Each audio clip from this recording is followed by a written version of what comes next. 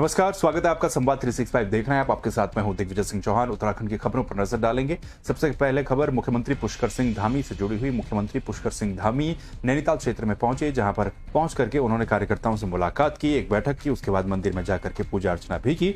नैनीताल पहुंचने के बाद कार्यकर्ताओं के साथ नैनीताल विधानसभा सीट के समीकरण को लेकर चर्चा की गई। इस दौरान मुख्यमंत्री पुष्कर सिंह धामी ने कहा कि पुलिस कर्मियों के ग्रेड पे का जो मामला चल रहा है, सरकार बनने के बाद उसे सुलझा दिया जाएगा। साथ ही भू कानून को लेकर के भी उन्होंने कहा कि उत्तराखंड के हित में जो भी निर्णय होगा वो लिया जाएगा।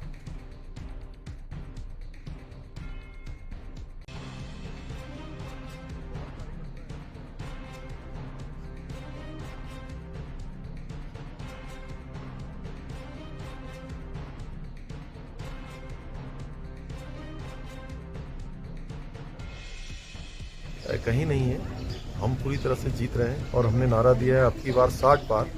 धीरे धीरे अब हमारे विपक्षी भी मानने लगे हैं कि चुनाव जैसे जैसे हुआ है और उसके बाद मतगणना की तिथि जैसे जैसे नज़दीक आ रही है, वो भी मान रहे हैं कि अब हम जो है 60 पार जा रहे हैं। और वो नीचे बहुत सारे विषय ऐसे हैं जिन पर अभी चिंतन की आवश्यकता है, मंथन की आवश्यकता है। और उत्तराखंड राज्य के हित में जो भी होगा वो हम भारतीय जनता पार्टी हमेशा से करती रही है। मोदी जी के नेतृत्व में लगातार वो काम हुए हैं।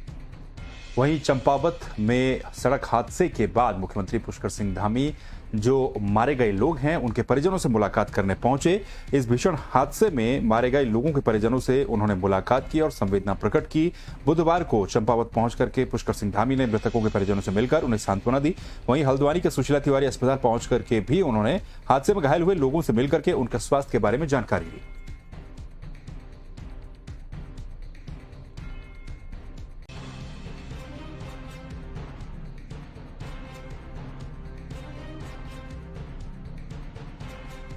चलिए अब खबर है बेरीनाग से। बेरीनाग में सड़क मार्ग को लेकर लगातार लोगों की समस्याएं जो हैं वो सामने आ रही थी। इसी बीच खबर यह है कि राय अगर गंगोलीहाट मोटर मार्ग जिसकी खस्ता हाल स्थितियां बनी हुई थी, इसको लेकर के विधायक मीना गंगोला ने जानकारी देते हुए बताया कि सड़क का सुधारीकरण किया जाएगा। इसके लिए लगातार विभाग से पत्राचार किया गया और विभागीय अधिकारियों से बातचीत भी की गई। उन्होंने कहा कि सड़क के सुधारीकरण होने के बाद यहां पर पर्यटन को भी बढ़ावा मिलेगा, स्थानीय लोगों को इसका लाभ मिलेगा। आपको हम ये बता दें कि लंबे समय से सड़क सुधारीकरण की मांग को लेकर स्थानीय लोगों के द्वारा यहां पर पत्राचार भी किया जा रहा था। लोगों को उम्मीद है कि यहां पर सड़क ठीक हो जाने से पर्यटन को बढ़ावा मिलेगा और तमाम तरह की सुविधाएं बढ़ेंगी। रायगढ़ टू घाट पनार मोटर मार्ग की क्षेत्रीय जनता की लंबे समय से मांग थी। देखिए, यहाँ पे माँ महाकाली, पाताल भुवनेश्वर, हम सब की आस्था, यहाँ पे लगातार पर्यटक आता था और उनको आने जाने में बहुत सारी दिक्कतें, 3-4 घंटे उनको आने में लगते थे, जाने में लगते थे और इसलिए पर्यटक भी दुखी था। और आज सड़क में जो हॉट मिक्स होने से मात्र 2 घंटे की आने जाने का समय रह जाएगा और पनार से उनको जो ऑल वेदर रोड टनकपुर जाने के लिए 2-3 घंटे में टनकपुर होते हुए निकलेगा पर्यटक। तो इसके लिए क्षेत्रीय जनता का और बहुत जो इतने समय से लंबी मांग थी, आज वो पूरी हुई है। और मैं ये कहना चाहूँगी कि मैं अपने केंद्र नेतृत्व को धन्यवाद देना चाहूँगी कि यहाँ पे ज़्यादा से ज़्यादा पर्यटक आए। अब खबर है हरिद्वार से। हरिद्वार में लोगों को ट्रैफिक नियमों को समझाने के लिए जन जागरूकता अभियान चलाया गया। आपको बता दें कि एसपी सिटी की तरफ से लोगों को स्टॉप लाइन के महत्व के बारे में जानकारी दी गई, जिसके तहत हरिद्वार के मुख्य चौराहे पर ट्रैफिक पुलिस ने सामाजिक कल्याण विकास समिति के सहयोग से स्टॉप लाइन का पालन करने वाले वाहन चालकों को प्रोत्साहित भी किया, उन्हें सम्मानित भी किया। एसपी ट्रैफिक मनोज कत्याल ने बताया कि इस अभियान के अंतर्गत हर दिन स्टॉप लाइन का पालन करने वाले 200 वाहन चालकों को सम्मानित किया जाएगा और स्टॉप लाइन का पालन न करने वालों के खिलाफ कार्रवाई अमल में लाई जाएगी। लोगों को स्टॉप लाइन के बारे में जागरूक किया जा रहा है। अक्सर ये देखा जाता है कि लोग स्टॉप लाइन का सम्मान नहीं करते, उससे पहले वाहन रोकते नहीं हैं, जो कि एक्सीडेंट का कारण बनते हैं। इस वजह से 2 व्हीलर, 4 व्हीलर, ऑटो रिक्शा सभी को इसके बारे में जागरूक किया जा रहा है और जो लोग स्टॉप लाइन का सम्मान कर रहे हैं उन्हें सम्मानित किया जा रहा है। और ये इनिशिएटिव जो है महिंद्रा और सामाजिक कल्याण समिति की तरफ से इनकी सहायता से हम लोग कर रहे हैं और इसमें हमारा उद्देश्य है कि दुर्घटनाओं में कमी आए और लोग ट्रैफिक नियमों का ज़्यादा से ज़्यादा पालन करें। आज हम लोग अवेयरनेस कर रहे हैं, अगर अवेयरनेस के बाद भी लोग नहीं मानते हैं तो फिर इसमें चालान की कार्रवाई भी की जाएगी। अब खबर है श्रीनगर गढ़वाल विश्वविद्यालय से, जहां पर विज्ञान महोत्सव का शुभारंभ कर दिया गया है। जानकारी आपको हम दे दें कि भारत सरकार के संस्कृति मंत्रालय और उत्तराखंड राज्य विज्ञान प्रौद्योगिकी परिषद के संयुक्त तत्वाधान में गढ़वाल केंद्रीय विश्वविद्यालय के चौरास परिसर में 7 दिवसीय विज्ञान महोत्सव का शुभारंभ हो गया है। कार्यक्रम में विज्ञान के छात्रों के लिए कई तरह की प्रतियोगिताएं और लेक्चर रखे गए। महोत्सव में पहले दिन विज्ञान पुस्तक प्रदर्शनी और क्विज जैसी प्रतियोगिताओं का आयोजन किया गया। इस कार्यक्रम में मुख्य अतिथि पद्मश्री कल्याण सिंह रावत भी मौजूद रहे। उन्होंने छात्रों को प्रकृति के संरक्षण के लिए विज्ञान की उपयोगिता पर ध्यान केंद्रित करने और इस क्षेत्र में शोध करने के लिए भी प्रेरित किया। बच्चों को कमरे से बाहर निकाल करके मौलिक ज्ञान की तरफ, मौलिक शोध की तरफ हमें ले जाना है। आज कई डॉक्टर निकल रहे हैं यूनिवर्सिटी से, लेकिन उन डॉक्टरों का ज्ञान, उनका जो शोध है वो केवल कंप्यूटरों से निकल करके आ रहा है।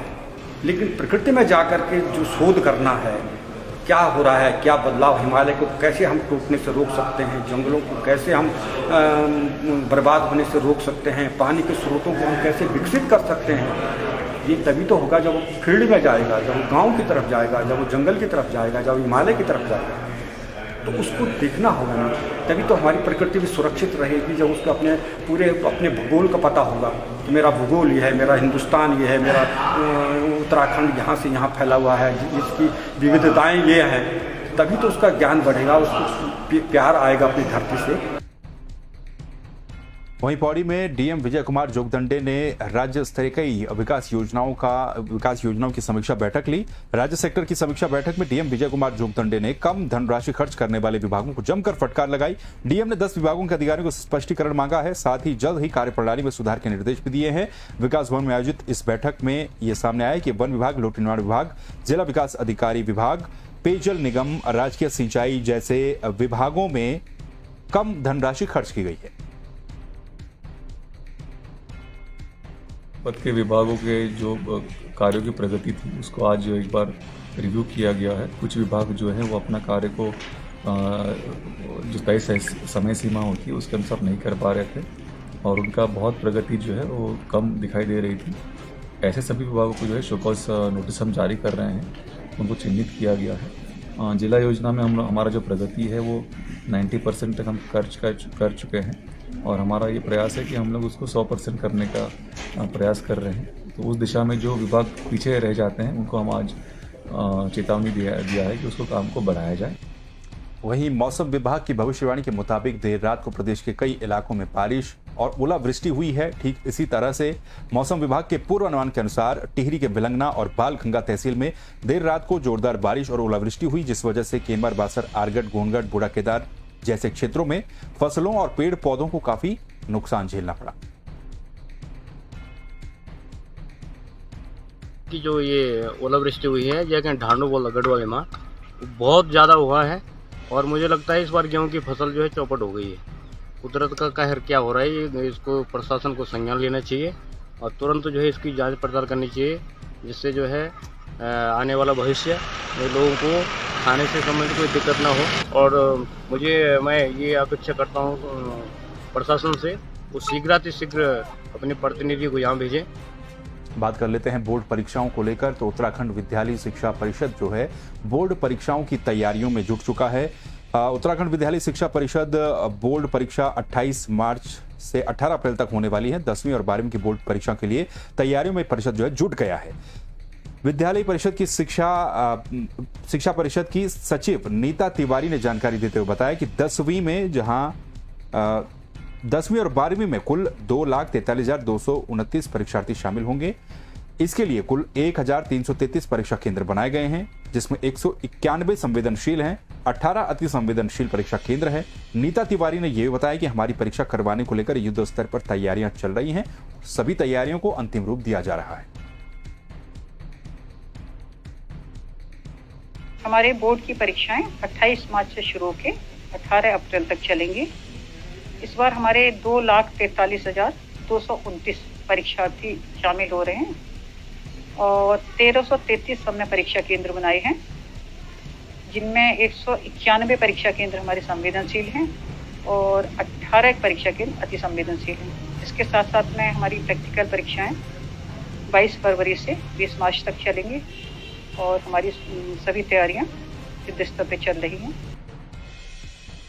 अब खबर है लालकुआं से। लालकुआं पंतनगर क्षेत्र में बीजेपी अनुसूचित मोर्चा के जिला उपाध्यक्ष महेंद्र कुमार वाल्मीकि ने प्रेस वार्ता करते हुए कहा कि बीजेपी प्रदेश में दोबारा सरकार बनाने जा रही है। उन्होंने विश्वास जताया कि 10 तारीख को आने वाले नतीजों में बीजेपी 60 सीट को पार कर अपनी सरकार बनाएगी। पुष्कर धामी जी के नेतृत्व में दोबारा सरकार बनाने जा रहे हैं और पूरे तरीके से एक माहौल बना हुआ है बीजेपी का। जिस तरीके से बीजेपी ने देश के हित में और राज्य के हित में काम किए हैं, उस तरीके से कहीं तक कांग्रेस का आने का कोई सवाल ही नहीं है। कांग्रेस अस्तित्व से बाहर जा रही है और ये जनता ने तय किया है कि कांग्रेस को बिल्कुल नेस्तनाबूद कर देना है, क्योंकि जो जिस तरीके से इनकी पिछली कार्यशैली रही है उससे जनता पूरे तरीके से क्षुब्ध है, नाराज है इनसे। देखिए, जहाँ तक मेरा अनुमान है कि हम लोग 60 के पार जा रहे हैं इस बार। वहीं लालकुआं में यात्रियों से भरी एक बस हादसे का शिकार हो गई। दरअसल यात्रियों से भरी ये बस बेकाबू होकर हाईवे के किनारे बने नाले में जा घुसी। हादसे में एक बाइक सवार भी घायल हो गया, जिसे इलाज के लिए हल्द्वानी के अस्पताल में भर्ती करवाया गया है। हादसा वन विकास निगम डिपो के पास बाइक सवार के साथ टक्कर होने से बचाने के चलते हुआ।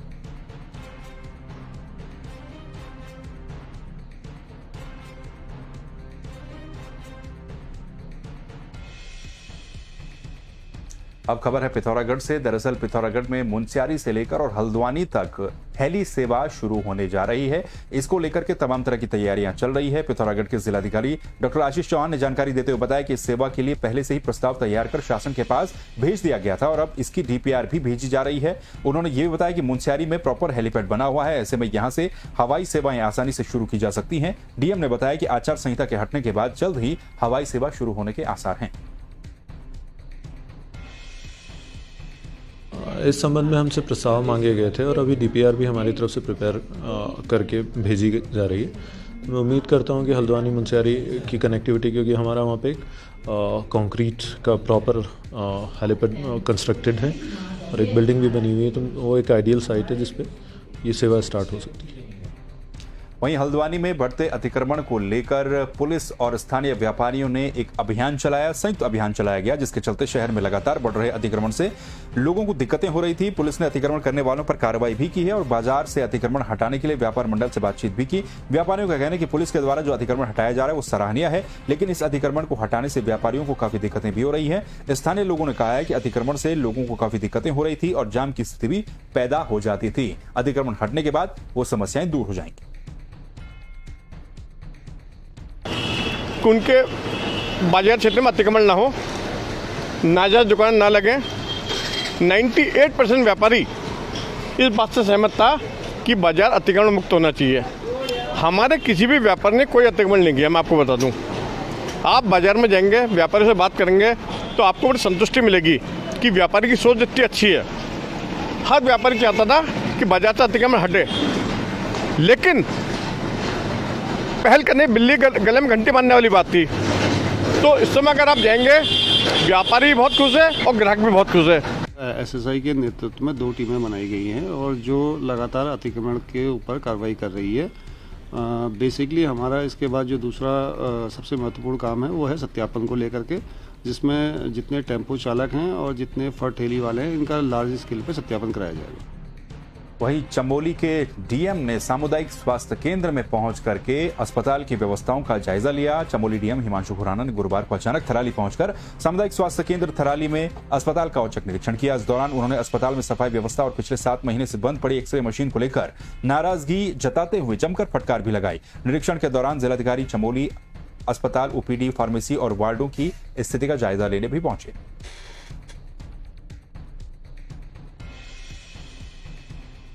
तो नहीं मिली है। एक हमारे पास स्वीपर कम है, थोड़ा सा वहाँ पे गीला था, वही था। बाकी तो हमारे पास एक ही स्वीपर है। स्वीपर के लिए बारे में भी शासन स्तर से बात चल रही है। दूसरा डेंटल चेयर काम कर रही है, लेकिन उसका एक आध फंक्शन खराब है, वही खराब था। बाकी इतनी ज़्यादा कमियाँ नहीं मिली। हमारी लैब सब बढ़िया मिली। एक्सरे की हमारी मशीन इसलिए ख़राब हो रही है कि विभाग ये प्रशासन द्वारा यहाँ पे ट्रांसफार्मर लगना था, यहाँ इस अस्पताल में ट्रांसफार्मर नहीं लगा हुआ, तो हम इस मशीन को 3-4 बार ठीक करा चुके हैं, लेकिन हर 15-20 दिन के अंतराल के बाद वो मशीन खराब हो जाती थी। स्वास्थ्य केंद्र थराली का निरीक्षण किया गया है। विशेषतर हम जो मूलभूत सुविधाएं हैं उनका निरीक्षण करने आए थे। खासकर यहाँ थोड़ा सफाई व्यवस्था में थोड़ी कमी देखी गई, जिसके लिए बताया गया है कि जो सफाई कर्मिक हैं वो अभी उपलब्ध नहीं है। तो निर्देशित किया है कि जल्द से जल्द चिकित्सा प्रबंधन समिति के माध्यम से वैकल्पिक एक व्यवस्था करें और सफाई व्यवस्था दुरुस्त करें। दूसरा जो हमारा एक्सरे मशीन है वो यहाँ अभी काफ़ी टाइम से अभी सुचारू नहीं है, और साथ ही साथ जो हमारी डेंटल मशीन है उसमें भी कुछ, डेंटल चेयर है उसमें भी कुछ समस्याएं हैं। तो उसमें सीएमओ साहब को निर्देशित किया है कि जल्द से जल्द उनको जो दुरुस्त कराने के निर्देश दिए हैं, और कोई भी अगर उसमें कोई सहयोग चाहिए जिले स्तर से, अगर फंड्स या किसी तरीके का, तो वो हम प्रोवाइड करेंगे, ताकि जल्द से जल्द जो हमारी ये मशीनें हैं जो आम जनमानस के उपयोगी हैं, तो वो हम उसको चालू करा सकें। वहीं अब खबर हरिद्वार से है। पिछले 2 सालों से बंद चल रही कांवड़ यात्रा को इस बार खोला गया है। कुछ ही दिनों के बाद महाशिवरात्रि भी आने वाली है। इसके चलते अब फागुन मास में चलने वाली कांवड़ यात्रा हरिद्वार से शुरू हो गई, जिसमें बड़ी संख्या में शिव भक्त हरिद्वार से गंगा जल लेकर अपने गंतव्यों की ओर रवाना हो रही हैं। एसएसपी हरिद्वार डॉक्टर योगेंद्र सिंह रावत ने कांवड़ियों की भीड़ को देखते हुए सुरक्षा व्यवस्था के पुख्ता इंतजाम भी किए हैं। अखिल भारतीय अखाड़ा परिषद महानिर्वाणी के अध्यक्ष रविंद्र पुरी महाराज ने कहा कि हरिद्वार में शिवरात्रि पर इस बार दक्षेश्वर महादेव मंदिर पर विशेष आयोजन किया जाएगा। फाल्गुन मास के कृष्ण पक्ष की त्रोची तिथि को आता है। प्रत्येक मास में शिवरात्रि आती है, लेकिन वर्ष भर में एक बार महाशिवरात्रि का पर्व आता है। हरिद्वार चूंकि कलयुग का प्रधान तीर्थ है और गंगा जी का यहाँ जो जल है उसको लेकर के कांवड़ यात्री जो हैं वो संपूर्ण उत्तर भारत में अपने अपने शिवालयों में पैदल अथवा गाड़ी के द्वारा ले जाकर के अभिषेक करते हैं। समाचार प्राप्त हो रहे हैं कि भगवान शिव की जो महाशिवरात्रि का अभिषेक है वो कोरोना के समूल नष्ट करने के लिए भक्तों की जो प्रार्थना है उसको स्वीकार करेंगे। इस प्रकार भगवान शिव ने संसार के रक्षण की बीमारी से मुक्त होगा। जैसा कि आप जानते हैं कि पिछले 2 कांवड़ के दौरान कोविड होने के कारण यात्रा प्रतिबंधित थी, और इस बार जो कोविड नियम है इनमें शिथिलता दी गई है। इस कारण काफ़ी संख्या में कांवड़ यात्री हरिद्वार में पधार रहे हैं और कांवड़ भर के वापस जा रहे हैं। पुलिस भी अपनी तरफ से पूरी तरह तैयार है। इस कार्य हेतु जो संबंधित थाने हैं श्यामपुर और कोतवाली, इनको हमारे द्वारा यहाँ से मुख्यालय स्तर से 100 से ऊपर पुलिसकर्मी और 2 प्लाटून पीएसी हमारे द्वारा दी गई है, जो कि इस यात्रा को सुचारू रूप से संचालित करवा रही है। ये अतिरिक्त फोर्स है। इसके अलावा यदि आवश्यकता होगी तो और अधिक फोर्स दिया जाएगा और यात्रा वर्तमान में सुचारू रूप से चलेगी। वहीं चौरास क्षेत्र में एक दर्दनाक हादसे के दौरान एक बुजुर्ग की मौत हो गई। आपको हम बता दें कि चौरास क्षेत्र में 62 साल के बुजुर्ग की मौत हो गई है। बस को बैक करने के दौरान चालक ने पैदल चल रहे बुजुर्ग को रौंद दिया, जिसके चलते उनकी मौत हो गई। बुजुर्ग थराली के मड़ी कॉलोनी के रहने वाले थे। कीर्तिनगर पुलिस ने बताया कि मृतक के परिजनों को घटना की सूचना दे दी जा चुकी है। अभी तक घटना के बाद किसी तरह की कोई तहरीर नहीं दी गई, लेकिन पुलिस अपने स्तर से मामले की जांच भी कर रही है। कल रेनबो स्कूल बस से जो है एक व्यक्ति बैक करते समय जो है उसकी चपेट में आ गया था, जिसको घायल अवस्था में बेस अस्पताल सिरकोट ले गए थे, जहां पर डॉक्टरों द्वारा जो है उसे मृत घोषित कर दिया, जिसपे पंचायतनामे की कार्रवाई जो है मेरे द्वारा की गई और परिजनों को जो है सूचना दी गई। परिजन मौके पर आए और शव को जो है अपने क्रियाक्रम हेतु जो ले गए। उत्तराखंड की खबरों में फिलहाल के लिए बस इतना ही, लेकिन बाकी खबरों को देखने के लिए आप संवाद 365 को देखते रहिए। नमस्कार।